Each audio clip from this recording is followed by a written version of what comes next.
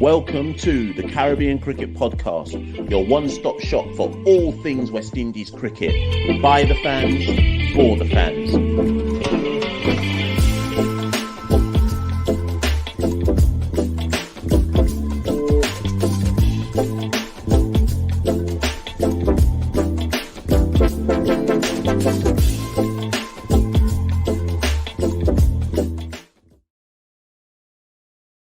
Yes, ladies and gentlemen, welcome back to another episode, conversation, call it what you want, of the Caribbean Cricket Podcast. I'm one half of the Caribbean Cricket Podcast, Mashal St. Patrick Hewitt, and with me as ever is my partner in crime, Santoki Nagilendran. Santoki, how you doing? Yeah, all good, Mash. It's not often I can say I can relate to English cricket fans, but us English fans or West Indian fans, we've been denied a series leveling win by the rain, India. By the barest of margins, have scraped out of the Caribbean with a series win after rain cooled off the second test and stopped a Tej Chanderpaul-led chase of 289 runs today to secure a dramatic win for West Indies. So, Mash, I'm feeling a bit aggrieved, I feel like we were denied a big opportunity, Yeah. I mean, at the start of the day, obviously, I won't try and lie, I was praying for a bit of rain to delay the inevitable. But 289 wasn't outside the realms of possibility. If Dads and just look at this scenario, if Dads and Tej had survived the first session, even with grindball, if they chose to play grindball, they would have put on a minimum, you would think, something between 50 to 80 runs, right? That would have meant that we would have needed 200 runs over the last two sessions. At that point, India would start panicking because a win's actually 289 for any normal side. 289 is doable on the last day because we're just not used to winning. That's why it looks like super difficult for the West Indies. But 289 was doable. So India can count themselves lucky that we didn't lick them down and then take 12 points. We're gonna have to catch them back in the final, World Test Championship final, get our revenge, We were denied tonight, but we move on, Mash. Yeah. We'll get our chance. India can live for another day, but we'll get our chance again. But we're on the board, Santoki. We're on the board. Let me just find that table that I posted earlier on. Wait, shout out! Oh, hold on, shout out Neeks. He should be our PR guy. But like the video, everyone tuning in. Like the video, share the video, subscribe to the channel if you haven't already. Keep the Caribbean Cricket Podcast moving. We're in different continents at the moment, me and Mashal. We're still keeping the live shows going, so that deserves some respect. So like it, share it with your friends, share it with anyone who has an interest in cricket. Keep the Caribbean Cricket Podcast movement growing, everyone. Yeah, this might be the only time of the whole year where I don't feel tired recording a video for the Caribbean Cricket Podcast out here in the correct time zone and everything.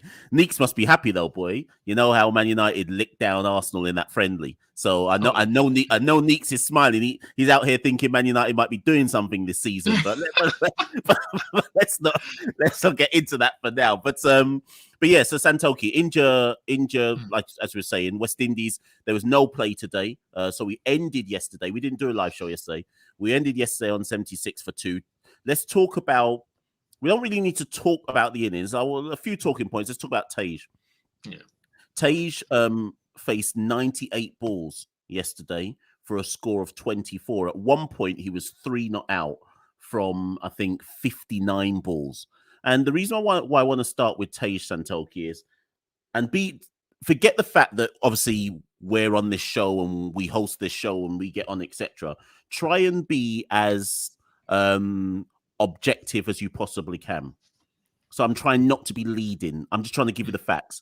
On air, at certain points, Kirtley and even Ganga were saying Tej needs to get a better range of shots. He covers up his off stump too much. He's limited in his stroke play. It's unacceptable to be 3 not out from 59 balls. Yes, he's playing a situation, but he's stuck, right? These times, Santoki, I was watching, taking shots, going, yeah, Tej, bat on, block out the whole day if you have to. Where do you stand on the argument around Tej Chanderpaul, Santoki? No, firstly, I think he could develop his range slightly, the range of batting shots, but in and of itself, you're not going to solve that issue within the space of one test match. So for me, Tej played the correct innings. You block it out, you do what you can to survive. And in an era where we've had analysts, commentators criticize the West Indies for losing their heads and playing reckless shots. Tage is a refreshing antidote for that for me. He plays sensibly, he blocks around him, and really and truly, with West Indies, I know we joked at the beginning about us winning. Realistically, the team would have said we need to bat out for a draw. So Tage essentially understood that assignment. He came out, blocked it out, did what we know we've seen him do in regional cricket. So I don't have any issues. He was playing to the situation, playing to his strength at the moment in Test cricket, which is defence and blocking out the balls. And if it was really a case of, West Indies needing to push and score runs, we saw it with Brathwaite. Brathwaite took on a more attacking stance in the innings, scored more runs in that second innings to kind of take the pressure off Tage, let Tage be Tage. So for me, I have no issues at all. But again, Mash, this sort of highlights the lack of understanding about the strengths of the West Indian team. We're not that good enough for us to have the luxury of deciding what shots or strokes we play against an all-star Indian bowling attack. So Tage did what he had to do under the circumstances. Yeah, sorry, that was nice. That's exactly my take as well. I've always maintained, and maybe this is the crux of what we're talking about today, West Indies are not in any position, and I don't know who's listening to this live. I don't know who's watching this on the repeat, right? So let me say this as slowly and as clearly as I can. West Indies are not in a position to beat the top 3 in world cricket. I'd even argue, let's include South Africa, the top 4.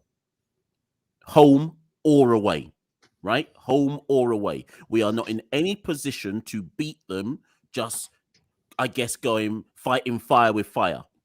Let me give an example, Santoki. Manchester City are the English Premier League champions. 99.9% of the Premier League do not go to Man City and play and fight fire with fire. They know they're going to get picked off anyway if they choose to sit back. But the point is, you've got to play with your particular identity, because you know that Man City will just take that ball down to the byline, cross it back, man tucks in goal, right, etc. When we play India, Australia, England, South Africa, we know we're starting under the remit of we're going to lose 9 times out of 10. The only way we can avoid defeat is to stay in the match as long as we possibly can. The only way for West Indies to stay in any matches against those teams is to bat as deep as we can. For some reason, Santoki, in that first Test match, we decided that we're going to play shots. No idea why. That's not our identity. That's not our DNA. Any of our successful cricket in recent times has been done by grinding it out. Second Test, we grind it out. Now, yes, everyone will say, but Mash, the rain. And we don't know what would have happened if we'd played the full day today. But the point is this, and this is my conclusion, Santoki. We wouldn't even be talking about the 5th day if West Indies hadn't ground it out in the first innings in the first place and batted 110 overs. Yes, they only made 255, but that 110 overs meant that India had to think about what they can do to try and win the Test match on the last day, if you see what I mean. Yeah, you're exactly hitting the nail on the head.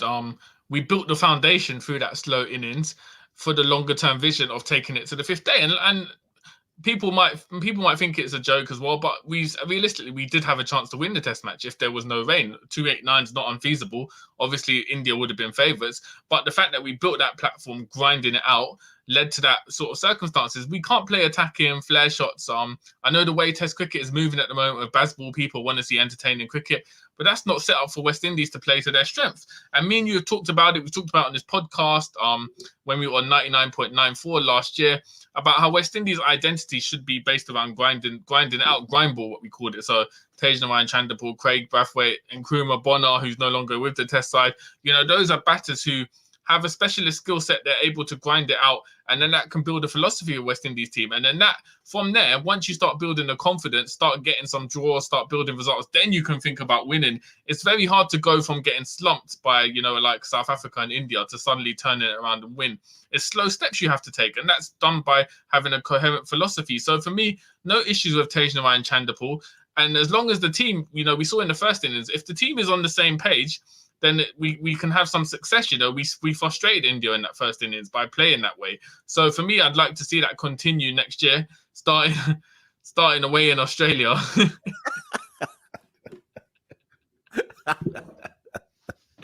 The grindball. But I know, you know what, Mash? I know exactly what's going to happen, yeah? We're gonna do the grindball thing. We're gonna come to England next year, and all the analysts, pundits, and England media will say, "Oh, what happened to the Calypso cricket of the 70s and 80s? The drab West Indies, they're playing grindball. They've lost their identity." So that will be we'll be discussing the same thing next year, Mash. Yeah, 100%. I think you made this point. I can't remember, was it last year, maybe earlier this year, that it's ironic that West Indies are now playing the style of cricket that you would have thought Test cricket was supposed to be, and people can't handle that we're playing that style of cricket. I also said on our last live, I also said that if you go back to when Craig Brathwaite was made captain of the West Indies in that Bangladesh tour, and he's kept up the record again. I said on Wednesday, or whatever day it was for day 3, every time Craig makes a significant score or Craig goes deep, that coincides with West Indies not losing a test match. And again, we spoke about giving flowers to Craig Brathwaite, but the pivotal innings in this match, if you go back to West Indies' first innings, Craig Brathwaite faced 235 balls in that first innings for his 75. And that 235 balls was the foundation to tell the rest of the team, grind this out. This is what we need to do in this first innings. Grind to put ourselves in a position where we might not lose a test match. And I think it was quite at the close of play today when they were doing the interviews. I think Craig made reference, I can't remember the exact comment he said, but it was something along the lines of, we battled better in this test match. We batted out 110 overs. And that has to be the target. Forget about run rate. The target for a West Indies team that is as limited as ours is has to be, first and foremost, bat overs. Stay in the match. Bat as long as we possibly can and worry about the match situation after that. Because surely if you bat 110 overs, you're in the game somehow. Yeah, you're in the game. Like we forced India's hand. They had to play very, very quick cricket, and they had to set up a total very quickly for us to chase. And in turn, that gave us a possibility of a win. It opened it up for us. But like you said, Mash, that was all the process built up in the first innings through the grind ball. So we're only playing to draw games, but at this point, I would rather play to draw games than play to get battered in games playing stupid cricket. So I would rather us bat sensibly and, keep drawing games. Then from there, you can win it. Like I said, it's hard to jump from losing comprehensively by an innings or big runs to suddenly winning against teams.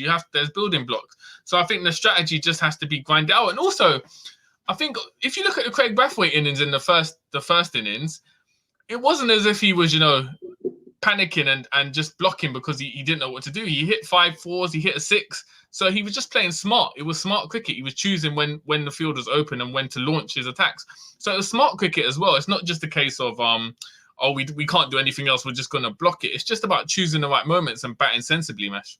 Do you know what, Santoki? This is why England and Australia and India, etc., don't know how good they have it with their 5 test match series and this, that, and the other. Because, and I know someone's going to be smart now and say, but we don't actually play tests until whenever, right?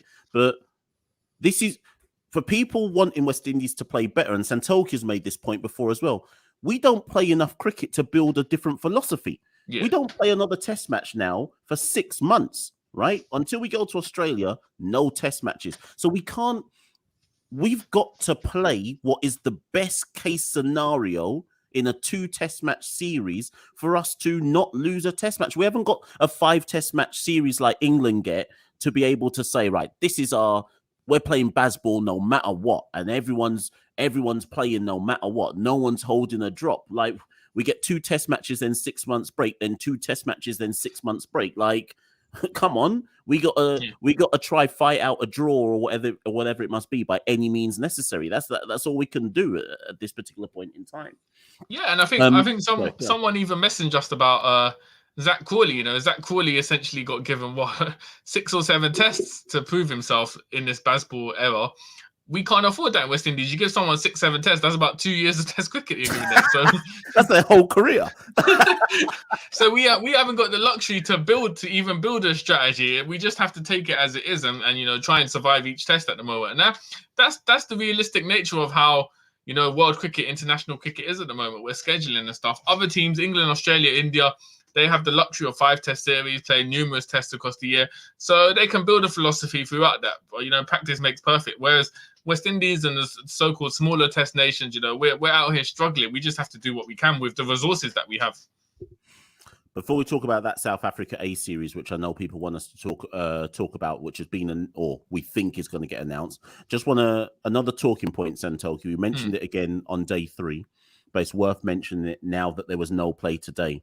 So on day 3, I asked you, is Jermaine Blackwood's position at risk? And we slightly disagreed. I told you that I said that I thought that he needed a big innings in the second innings for people to get off his back. You said that he's getting picked no matter what.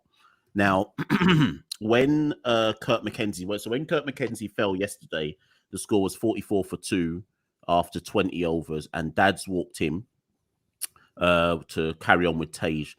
Now, Dads faced 39 balls for 20, and obviously he didn't get to play again today. Because this is going to sound ridiculous what I'm about to say, but I guess what I'm saying is, because he played the situation yesterday and saw it out till the close of play with Tage with minimum fuss, and because he didn't get any time today to add to that innings, is 20 not out enough for him to retain his place? Because I think it might be. Yeah, listen, man. He knew what he had to do. 20 or 39 balls. Man said, "Listen, book me the ticket to Australia." You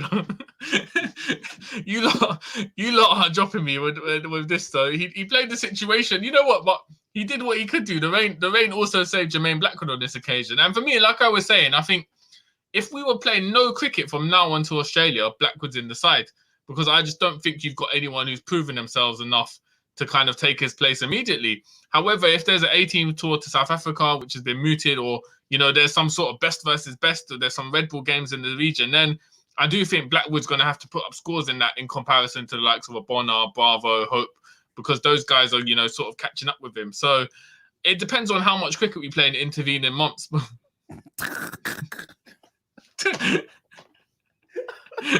Listen, a valiant 20 or 39, you know, hitting that 50 strike rate as well, you know, crucial stats from Jermaine Blackwood, you know. Listen, it is what it is, man. But that links nicely into what we have been told, but hasn't been officially confirmed. That Craig said it in the post-match that there is an 18 tour schedule to go to South Africa, which is good, because I had always wondered what's going to happen to people like Kurt McKenzie. Ali Kafnez has just been announced as being in the ODI squad, but what's going to happen to people like Kurt McKenzie who've got no cricket to play until probably Super 50? So now we know there's an 18 tour. We'll probably do a video on it much nearer the time, but just as a snap thought process, Santoki, what do we use that 18 tour for? Do we use it and treat it like it's a test series and just pick your best side that's available within reason? Or do you call up players like Kevlon Anderson and have a look at them and so on and so forth? Yeah, I think we do what we do against Bangladesh. You have sort of like a mixture of, you know, emerging players coming through. So, you know, like a Kevlon Anderson, like you said, and then also have players who, you know, on the fringes of the test side, and then scattered with, you know, like a Josh De Silva and you know, established test players who aren't getting enough games. So I think you mix it up a bit. But obviously as well, you're looking at who can kind of make that 11 for the Australia series. So I think, assuming that it's going to be, you know, 3 tests in South Africa, I think there's room to maneuver, you know, in terms of who you select. But ultimately as well, that will be where you solve the issues of, do you take a Blackwood to Australia? Do you bring in a Bravo if he performs well? Hope, the Brandon King, if he's available at that time period. So I think for me, it's got a short-term aim, but there's also long-term aims of whether, you know, the younger players can also step up going forward. K Singh says, I hope you're happy with your draw and your boring cricket. Yeah, I am actually. Yeah. Listen, no, you had to listen. That boring cricket saved you from writing 2-0. You know, 1-0. You know, you lot couldn't even get the job done in 2 tests against us. So that's what it is, man.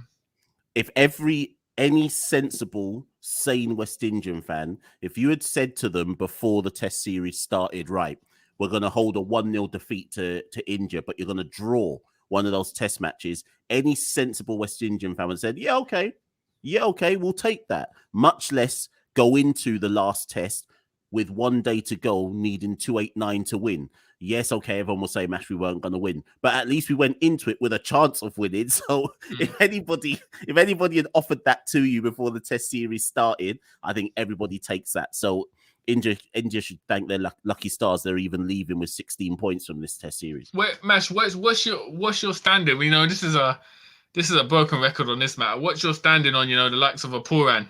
Do you see him? How do you see him getting into that test side, or is it at this point, if you're Puran, is it just there's no opportunity to play test cricket? Like, there's too much franchise cricket going at the moment. No opportunities to stake your claim in the test side. Or from a West Indies perspective, if you're Desmond Haynes or CWI, is this the point where you pull the trigger and say, listen, we just throw Puran in and see what happens? We went to Australia earlier this year in December or last year, got battered. Same thing will happen again if we take the same players. Do we mix it up a bit and take a Puran, Brandon King? I am going to. This is the thing that we're going to clip for this particular episode, right? Here we go. Man called it before you said it. Just because I know what's happening. I know. Here we go. All the while that Desmond Haynes and Roland Butcher stay as the key selectors for West Indies test side, Nicholas Pooran will never play a test match for West Indies. All the while they stay. And if we have any intention for players like Pooran and Brandon King to actually get fast tracked into test recognition, then Haynes has to be sacked. Simple. But do you think it's just Haynes? Like, I understand your point, but we've always had this issue of, you know, players who are more prominent in the white ball arena being told, you know, they have to play a run of domestic games. This has been going on for the past few years. We've never had a period in modern history where we're just shoehorning players in. So Cosme has just said exactly what I was about to say. Yeah. If Kirk McKenzie can get into a West Indies... Sorry, I got ice in my mouth. If Kirk McKenzie can get into a West Indies test side off the back of 9 first-class matches, Nicholas Pooran can walk in off the back of 50-odd ODI matches. Like, I don't get it. Make it make sense to me. Santo, we've had this conversation so many times. We can't be waiting around. You know what? Let me drop the chat. Let me drop this to people. I know for a fact, I won't say what my sources are. I know for a fact, a certified fact, that Brandon King wants to play test cricket for the West Indies. Brandon King is 28 years old and he's still waiting to get the call up. What are we waiting for, sir? What are we waiting for, Santoki? What are we waiting for? Brandon King, Santoki, has played, without me looking, he's played either 35 or like 38 or 39 first-class matches for Jamaica Scorpions, right? Kirk McKenzie, his countryman, has played 9 first-class matches. Some of them aren't even for Jamaica. And Kirk, no disrespect to Kirk got into the West Indies team before Brandon King did. How does that make any sense? How does that make any sense, Santoki?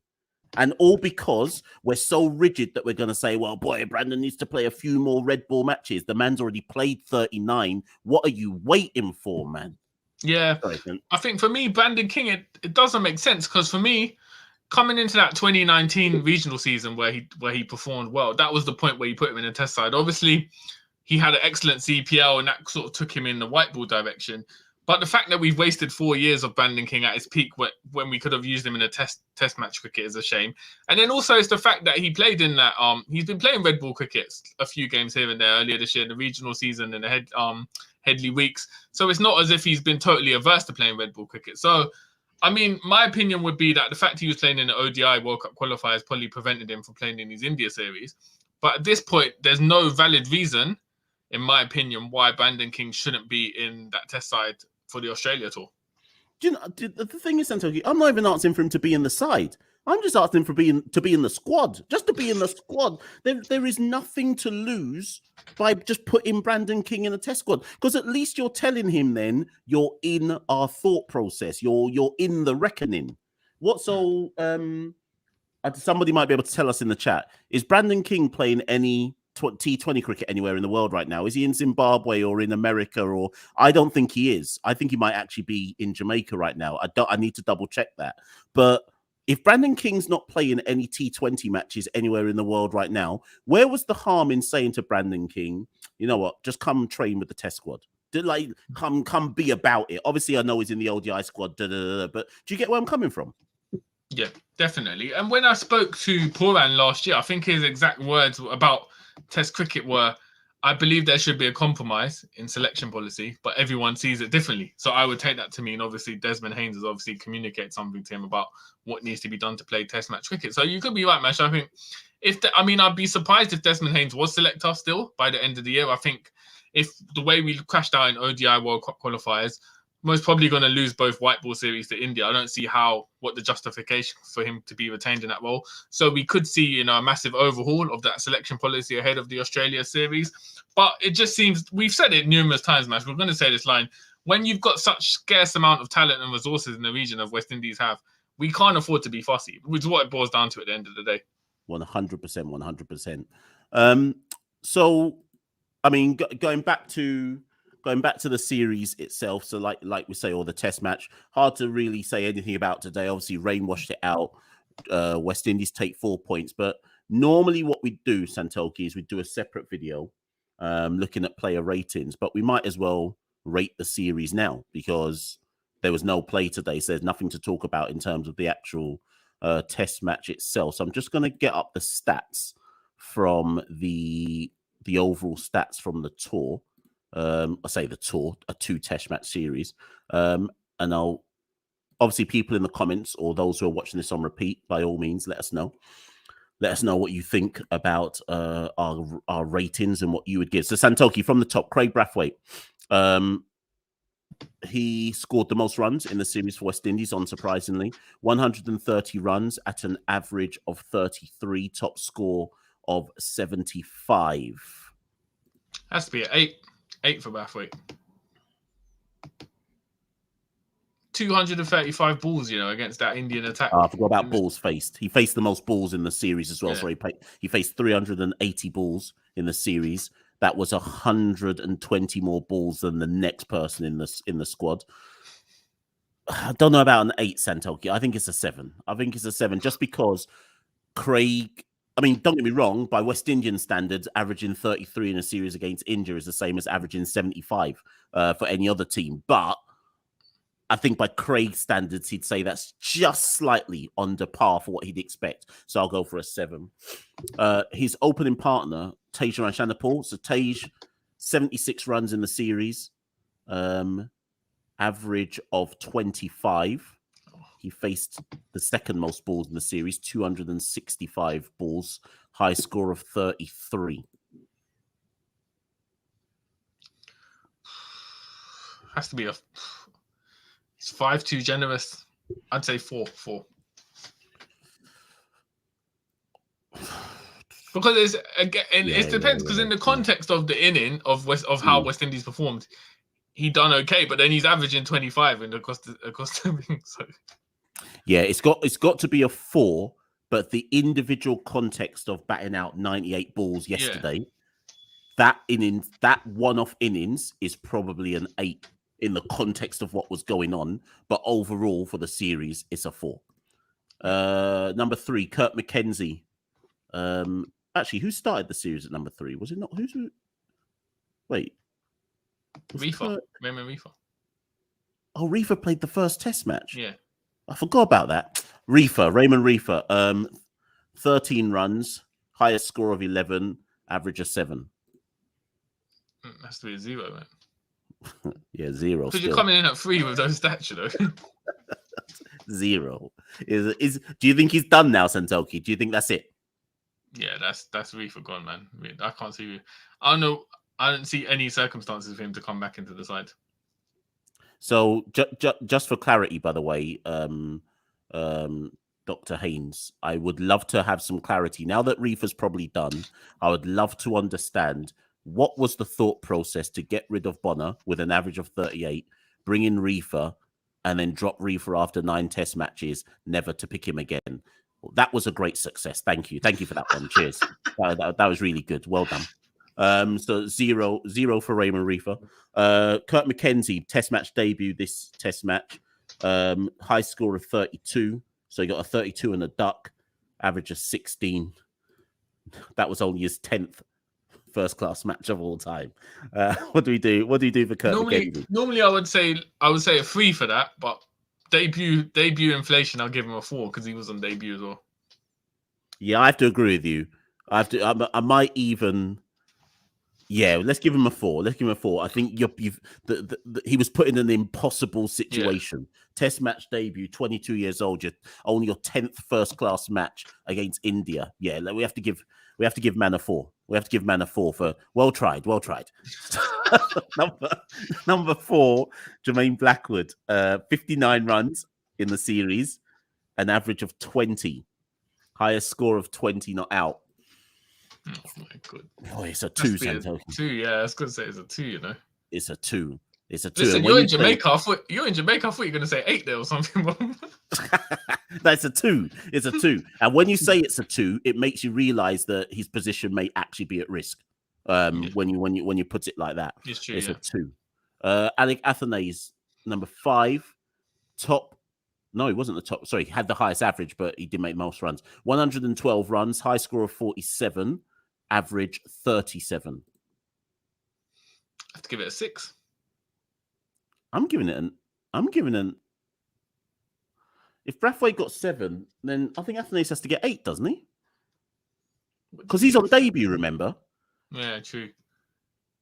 I think he didn't bat in the second innings either. All right, yeah. On the context of being on debut against India, I know there was no 50s in there, but to average 37 across how many innings did he bat? Was it 3 innings? 3 innings. Yeah, 3 innings. Technically, he was the best performer in the side, so I have to give him an 8 with a bonus. The 8 is the bonus point for being on debut, so technically a 7, but a bonus point for being on debut. Who's he got a wicket as well against India. I forgot about that. Oh yeah, I forgot about that. Josh De Silva. He averaged. Sorry, how many runs? 60. No, wait, that's how many balls he faced. 25 runs, an average of 8. High score of 13. Josh, obviously you're our guy, but it's 0, isn't it? Nah, because he's wicket keeping. Oh yeah, he's a wicket keeper. Sorry, we always forget about wicket keeping as part of his job. He was fine behind the stumps. 2. Yeah. 2. Yeah, it has to be a 2. It's got to be 2. Because I don't really think there was an issue behind the stumps. Obviously, some people weren't happy with him saying to Kohli, I hope you get your 100, but whatever.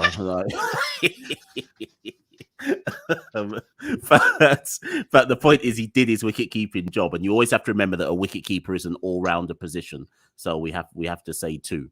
I think if you haven't talked about a wicket-keeper, it basically means they've done a good job. Basically, they've done their job because they've not been any talking points. And there was nothing really about Josh's performances as a wicketkeeper other than the talking.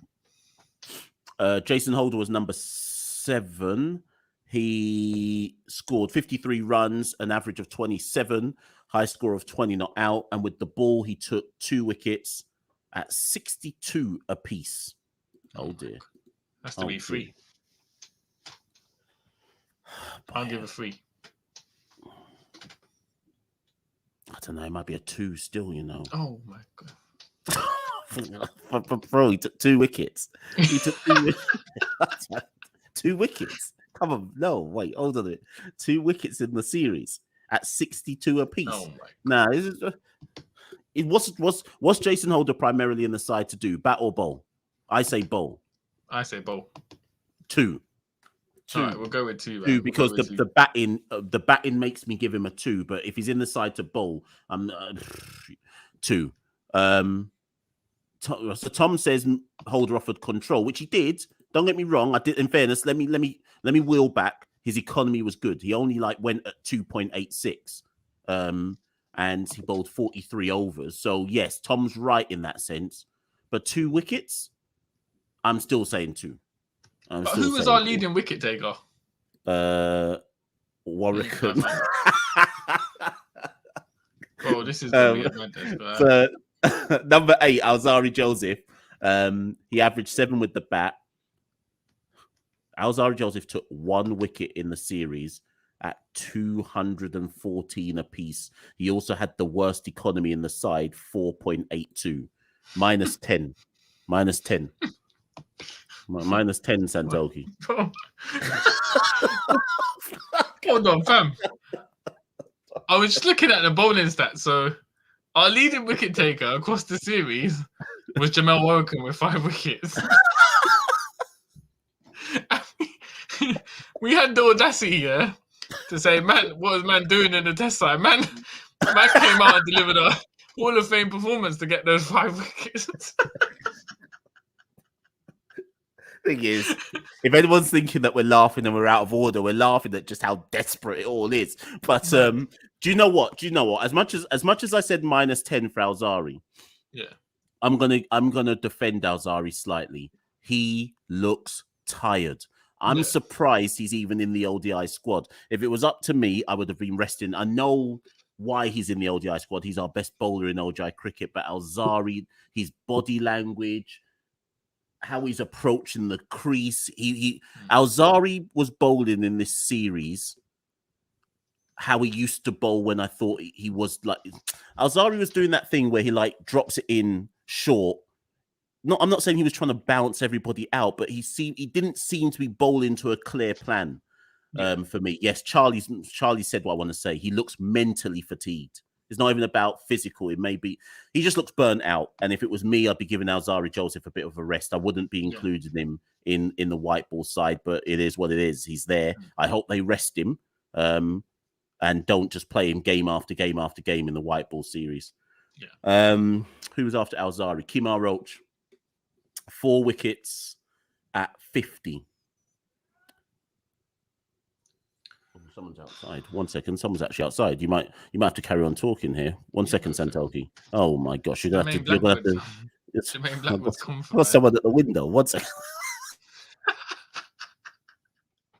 Listen, no rules in Jamaica. Listen, Mashal gave Jermaine Blackwood a 2 out of 10, and man's just pulled up at his window out here. So Kemar Roach, 4 wickets at 50.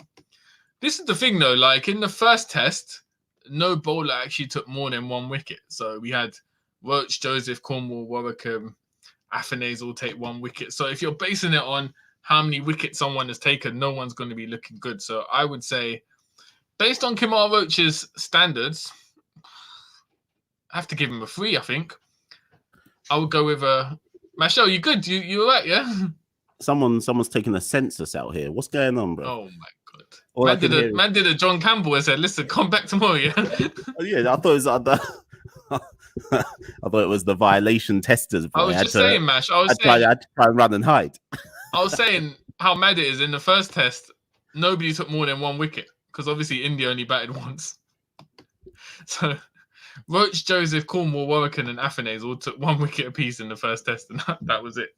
So Roach is 4 wickets in total. I would give him a 3. 4 at 50. I mean, in the context of the rest of the side, he's the second highest wicket taker. And in fairness, actually, the first innings against India in this test match, I think he took 3 for 100, maybe. And in the grand scheme of things, that was actually all right. But what did you say? Did you say 3? Yeah. Yeah, 3. Let's just give him a 3. After Roach, we had... Who's after? Warwican. So Warwican, 5 wickets at 46. I mean, it's his economy was the best in the side, 2.56. It's still dreadful, but in the context of people saying why was Warwican in the side, he did better than everyone else. So, what, 5? Yeah, I was going to say 5. Okay, 5 for Warwican. Obviously, Rakeem Cornwall was in the first test match, but chest infection. He took 1 wicket. He took 1 wicket for 32. We'll never know how effective Rakeem Cornwall would have been. Obviously, chest infection kept him out of the second test. Kevin Sinclair was called up as a replacement, then didn't play. So I don't think we can even give Rakeem a rating. And then finally, Shannon Gabriel, 2 wickets at 54. 24 overs. 2. I mean, we gave Holder 2, so what the hell? Shannon's got to get 2 as well, then, surely. Yeah, 2. I'll give Shannon 2. Do you think that's it for Shannon Gabriel? I would think so. He's 35 years old. I don't see what benefit he brings to us at an international level anymore. I just I just don't see him as being effective. And as you said, he's 35 years old. It just feels like when we pick him, it's out of desperation because we've got no one else who we can sort of call on. Like, obviously, if Jaden Seals and Anderson Phillip were fit, they would be playing instead of Gabriel. So I think at this point, there's no point taking Gabriel to Australia. He's not going to be able to do anything. And again, with England as well, would you take Gabriel? He'll be 36 by then. So for me, this would be the end of Gabriel's stint with West Indies cricket. He's been a long time servant, but everyone's career's got to end at some point. Yeah, I think if they've just called Jaden Seals up to the ODI squad, which suggests that they're saying that he's nearing the appropriate level of fitness. You've got Jaden Seals, you've got Jair McAllister. We're talking about quicks here. And even though Shane Thomas has turned up out of nowhere to get into the ODI squad, I think if you're looking at it like that, I think it's time to say thank you, Shannon. Well done for your service in the Maroon. But we're going to go in a younger direction now. So that's the ratings, people. Obviously, those of you who are watching live, thank you for putting your ratings. Wait, Jake said, what about Jerome Taylor? Wait, what? Jerome Taylor's about 42 years old, isn't he? What? Man said Jerome Taylor and Fiddle Edwards leading the line against Australia, How old is Jerome Taylor? Let me just go. Jerome Taylor's 39 years old. No, allow Jerome Taylor, please. But yeah. So as we're saying, Test series, all things considered, some people had us down as taking a 10-0 L in the India series across all formats. So all things considered, we've already avoided 1 L in the matches against India. So we have to see that as something of a positive. We have got the ODI series starting on, when's that first match? I think it's Thursday. So there's only a short break, people, before we get into the ODI series. For those of you who are listening live who do not know what the ODI squad is, we're not going to do the video on it today. We might do a separate one for it, but the squad, if you don't know, is as follows: Shea Hope captain, Rovman Powell vice captain, Alec Athanaze, Yannick Correa, Casey Carty, Dominic Drakes, Shimron Hetmeyer, the prodigal son has returned, Alzari Joseph, Brandon King, Kyle Mayers, Gudakesh Moti, Jaden Seals, Romario Shepherd, Kevin Sinclair, and O'Shane Thomas. Nicholas Puran and Jason Holder have made themselves unavailable for selection.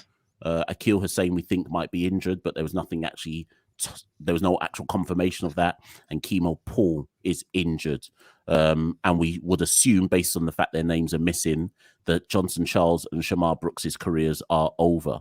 Certainly in ODI cricket. So there's probably a video we have to do on that in the near future, Santoki. But any just immediate closing thoughts on that ODI squad before we go? No, I think as we kind of said, as much as Darren Sammy said this would be his squad where he'd make a mark and call up his selections, the fact that we've got limited resources in the West Indies mean he's pretty much had to go with 80% of the same squad that he took to the World Cup qualifiers. It's obviously interesting. We talked about after the World Cup qualifiers whether Holder would retire from ODIs, whether Pooran would commit to 50 over cricket. Bearing in mind there's no carrot being dangled of a World Cup, and they're both unavailable. It hasn't stated why, but they're obviously Pooran I know is playing Major League Cricket. I think Holder's playing it as well. So obviously the battle between franchise cricket and 50 over cricket for West Indians is gonna cause more issues, because if you haven't got a World Cup as an incentive, players are more likely to, want to stick out their franchise contracts just for financial reasons as well. So it's interesting that those two are missing.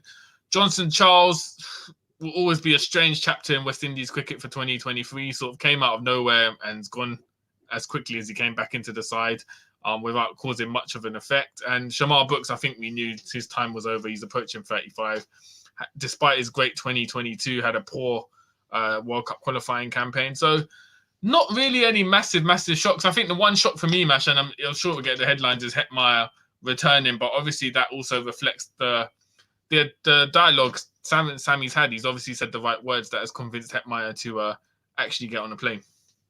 Yeah, we'll see. There is the cynical part of me, though, Santoki, and it remains to be seen, obviously. But there is a cynical part of me which says Hetmeyer has returned for the India series. I'll believe that Shimron Hetmeyer is recommitted to West Indies cricket when we're not playing India.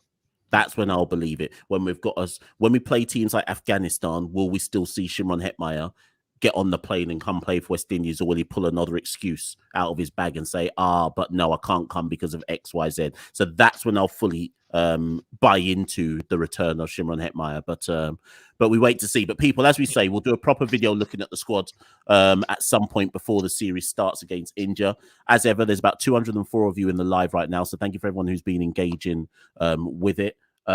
Please press like on the way out, subscribe, etc.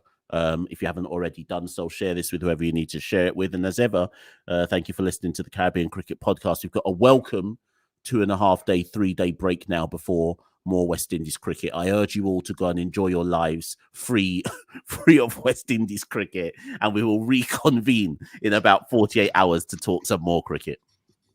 Last words, Santoki. Yeah, stay tuned, everyone. Thanks for joining on this live. I know we did it last minute, but you still showed up in numbers, so much appreciated. And we'll be back on Thursday to review, the first ODI against India. And it gives Mashal, it's been a long time since you've been able to discuss Hetmeyer's performances on the field. So it'll give us a chance to talk about that. The prodigal son returns. But as always, guys, have a good evening, good morning, good afternoon, wherever you are listening to, watching in the world, and we'll see you on Thursday. Take care, guys. Peace.